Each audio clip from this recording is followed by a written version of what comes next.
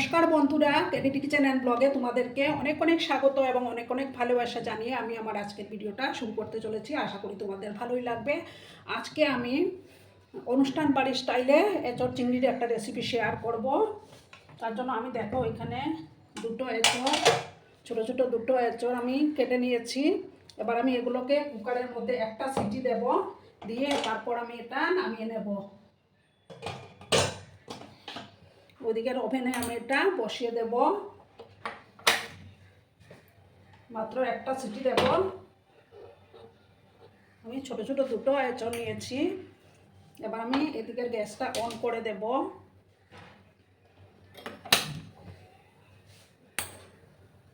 একটা স্পেশাল মশলা আমি এটার মধ্যে দেব। একটা প্যান আমি বসিয়ে দিলাম। প্যানটাকে প্রথমে ভালো করে আমি গরম করে নেব।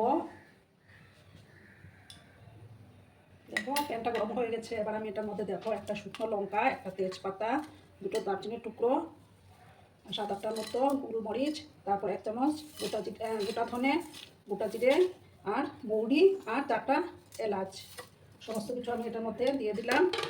একটু ড্রাই রোস্ট করে নেব। যখন মশলাটার থেকে একটা সুন্দর ফ্লেভার বেরোবে তখন আমি এটা নামিয়ে নেব। আর আমার আজকের এই রেসিপি যদি তোমাদের ভালো লাগে তাহলে অবশ্যই লাইক, কমেন্ট, শেয়ার এবং সাবস্ক্রাইব করার অনুরোধ রইল। পুরনো নতুন সব বন্ধুদের জানাই অনেক অনেক ভালোবাসা। একটা সুন্দর যখন ফ্লেভার বেরোবে তখন আমি এটা নামিয়ে নেব। নামিয়ে ঠান্ডা করে তারপর গুঁড়ো করে নেব।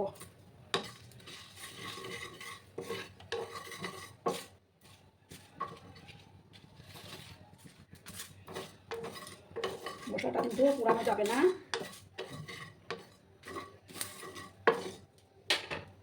তেজপাতাটাকে একটু ছিঁড়ে দিয়ে দিচ্ছি আমি।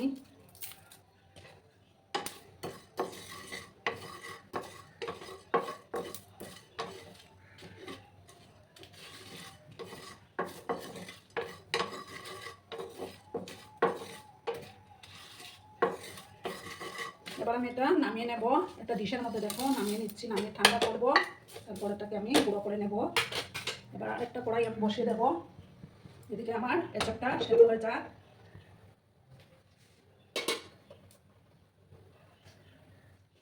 দেখো বন্ধুরা, আমি কড়ার মধ্যে সর্ষের তেল দিয়ে দিয়েছি। এবার আমি প্রথমে আলুগুলোকে ভেজে নেব।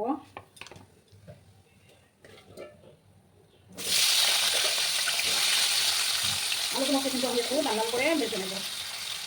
এখন একটু লবণ আমি অ্যাড করে দিলাম। আলুগুলো ভাজা হয়ে যাওয়ার পর আমি চিংড়িগুলো ভেজে নেব। আলুগুলোকে একটু লাল লাল করে ভেজে তুলে নেবো আমি। দেখো বন্ধুরা, আলুগুলো লাল লাল করে ভেজে নিয়েছি। এবার আমি আলুগুলোকে একটা পাত্রের মধ্যে তুলে নেব।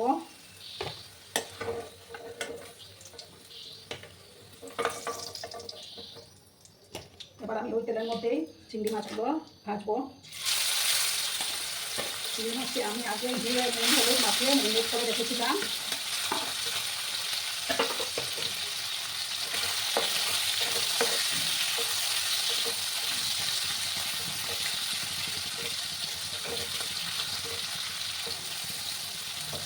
খুব একটা বেশি কড়া করে আমি ভাজবো না, কারণ তাহলে চিংড়ি মাছগুলো শক্ত হয়ে যায়।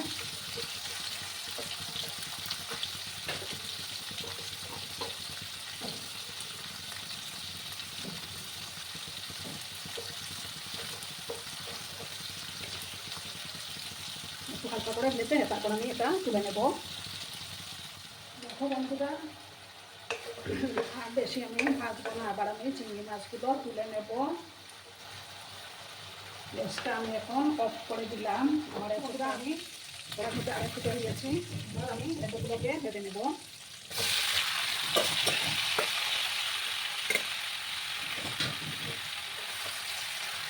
একটু লাল লাল করে এগুলোকে ভেজে নিতে হবে। এটা সেদ্ধ করার সময় আমি একটু সামান্য হলুদ দিয়েছিলাম। এবার একটু লাল করে আমি ভেজে নেব।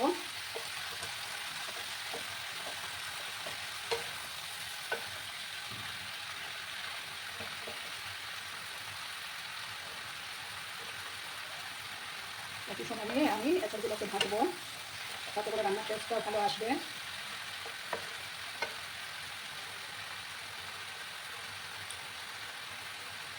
বন্ধুরা আমি এঁচড়গুলো ভেজে তুলে নিয়েছি আর কড়ার মধ্যে আরও একটু তেল দিলাম। তেলটা গরম হয়ে গেছে, এবার আমি সামান্য চিনি দেবো, তাতে কালারটা খুব সুন্দর আসবে, চিনিটা তখন ক্যারামেল হয়ে যাবে। এবার একটা তেজপাতা, একটা শুকনো লঙ্কা দিলাম, দেবো সামান্য গোটা জিরে।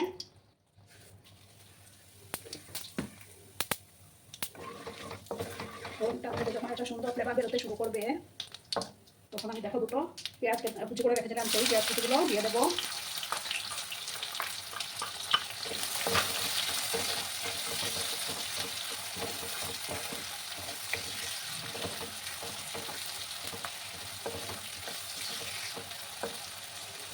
লাল লাল করে আমি পেঁয়াজগুলোকে ভাজবো।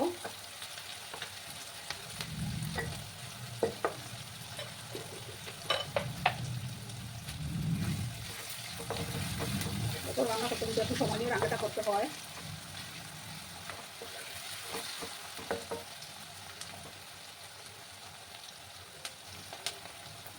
এবার আমি দেখো এটার মধ্যে আদা, তারপর রসুন আর পাকা কাঁচা লঙ্কার পেস্টটা এবার আমি দিয়ে দিলাম।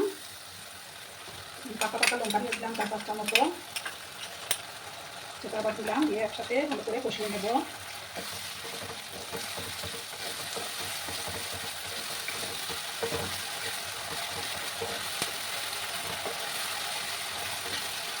ততক্ষণ আদা রসুনের কাঁচা গন্ধটা লাগছে ততক্ষণ কষিয়ে নিতে হবে।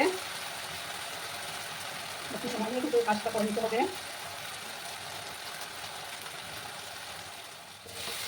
দেখো বন্ধুরা, আবার আমি নাড়াচাড়া করে দিলাম। আবার আমি একটু মধ্যে দেখো একটা বড় সাইজের টমেটো পেস্ট করে রেখেছিলাম, সেই টমেটো পেস্টটা আবার আমি দিয়ে দিলাম। ভালো করে কিন্তু কষিয়ে নিতে হবে, যতক্ষণ টমেটোর কাঁচা গন্ধটাও যাচ্ছে ততক্ষণ। এবার দেখো আমি এটার মধ্যে একটা জলে গুঁড়ো দিলাম, আর একটা জিরে গুঁড়ো দিয়ে দিলাম, দিয়ে একসাথে আমি কষিয়ে নেব।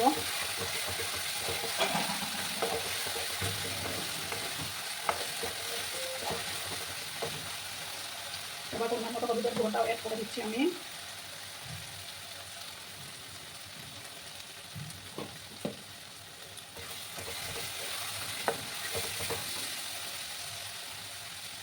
এবার আমি এটার মধ্যে কাশ্মীরি লঙ্কা গুঁড়ো অ্যাড করে দেবো।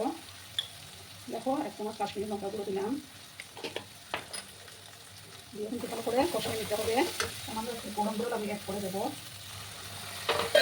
দিয়ে মশলাটাকে ভালো করে কষিয়ে নেব। যত বেশি কষানো হবে ততই রান্নার টেস্টটা বেড়ে যাবে।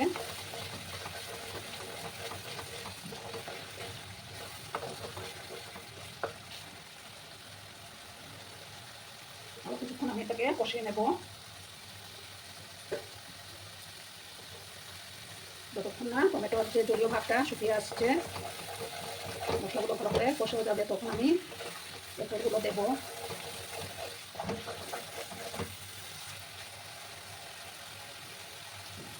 এবার আমি দেখো আলুগুলো দিয়ে দেবো প্রথমে।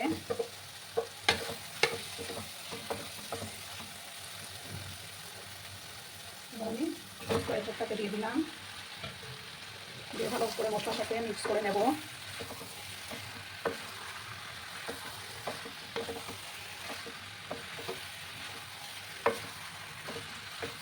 আরো কিছুক্ষণ আমি এটাকে কষিয়ে নেব।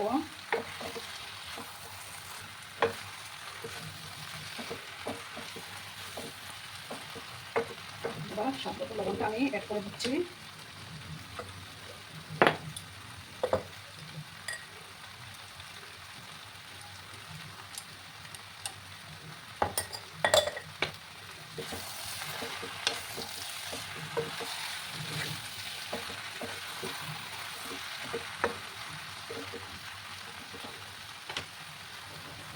এবার দেখো আমি যে ভাজা মশলাটা করে রেখেছিলাম ওটাতে সামান্য একটু এবার দিয়ে দেবো, বাকিটা সবার লাস্টে আমি দেবো।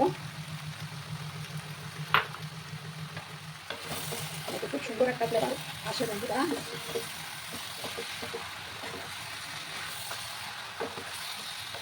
তোমরা রান্নাতে কিন্তু গরম তেলেরই ব্যবহার করবে, তাতে রান্নার টেস্টটা বজায় থাকে।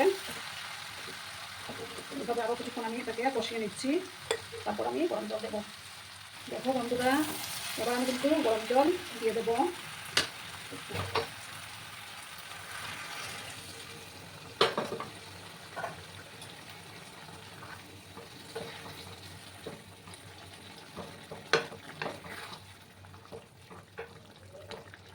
কত সুন্দর হয়েছে কালারটা।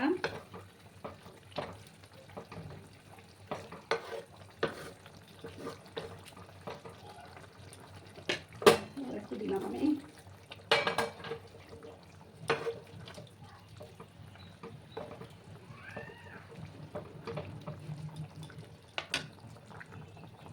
এবার দেখো চিংড়ি মাছগুলো দিয়ে দেবো।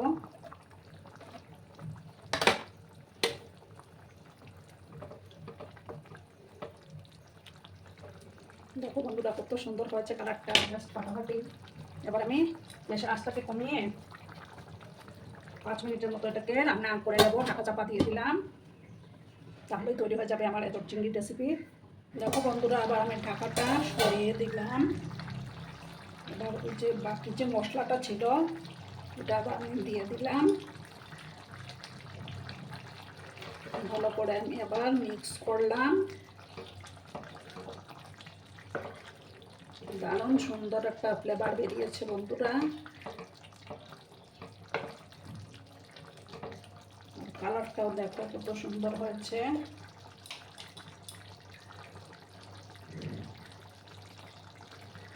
সামান্য একটু শাহি গরম মশলা আমি দিয়ে দিলাম।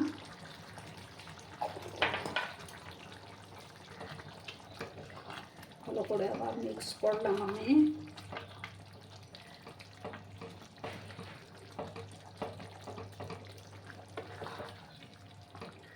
খুব সুন্দর সেদ্ধ হয়েছে। এবার আমি এটার মধ্যে ঘি দেবো।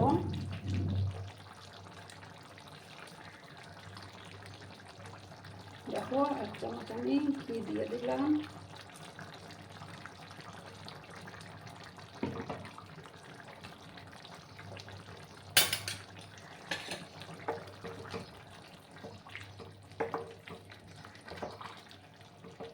এবার আমি গ্যাসটা বন্ধ করে 2 মিনিট স্ট্যান্ডিং টাইমে এটাকে রেখে দেবো।